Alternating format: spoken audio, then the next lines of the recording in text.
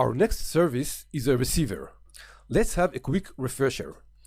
The receiver is a service that receives the messages from the IoT devices and sends them to the queue to be handled by the handler. So first, what kind of application is this service? Well, this is an easy one. We said the devices send their messages via HTTP using the REST protocol. So the evident conclusion is that this service is a web API which exposes REST endpoints. Good. That was really easy. Let's continue to the next step, which is selecting the technology stack. Well, it turns out that this is also an easy decision. We already decided the first service is going to be based in .NET Core, and we will need a really good reason to divert from this decision. Using multiple technologies in a single application can create a lot of headaches if done for the wrong reasons. So let's see if there is any good reason not to continue with .NET Core on this service. So, does .NET Core has a good support for web API applications? The answer is a resounding yes. It was built from the ground up to support web API applications using its ASP.NET Core libraries and has great support for it. In addition, its web API performance are great. Okay, so it looks like there is no reason not to use .NET Core here, and this is what we will do. Next, let's look at the service architecture. Remember the layered architecture we discussed earlier? Let's see if it's a good fit for this service. When looking at this diagram that shows the classic 3 layers architecture, it looks like it's going to fit exactly to our service, but a closer look reveals a problem here. Take a look at the bottom layer, the data access layer. Remember what our service is supposed to do with the messages? It's going to put them in a queue. That's right, there is no data store for this service. Well, you can argue that queue is some kind of data store, but in reality we don't treat it that way, but as a method for passing messages from one point to another. So while our service definitely needs service interface, which is what the devices will talk to, and a business logic layer, which will validate the messages, we need to substitute the data access layer with another layer. In this case, we will create a new layer called queue handling layer, which will take care of the various tasks of working with the queue, mainly adding the message to the queue. And this is how the updated diagram looks like. This is actually a great example of the strength of the layered architecture.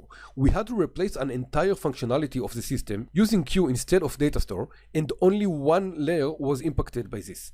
The service interface and business layer have no idea something has changed. The service interface still works with the business layer in the exact same way they worked before the change, and the business layer will continue working with interfaces representing the data layer and will have no idea the concrete implementation has changed. So if you ask yourself, why do I need a layer architecture? I hope you've got your answer now. Last but not least, we will be adding a logging layer to allow the service to log everything that's happening during the receiving of the message. Now, look how the logging is represented in the diagram. This is not a normal layer, and it's not located between other layers. It looks like a vertical layer, or in more professional jargon, a cross-cutting concern. This kind of layer, which is not exactly a layer, is available to all the layers, which is logical since all layers must be able to log what is going on with the message they are taking care of. So all the layers will have a reference to a logging mechanism and will enjoy this cross-cutting concern. Okay, now this is a good time to look back at the non-functional requirements defined for the system and make sure our architecture is compatible with them. There are actually 2 non-functional requirements that are relevant for this service. The load non-functional requirement, which is set for 540 concurrent requests, while 500 of them are from the devices. And the message loss non-functional requirement that stands at 1% message loss allowed.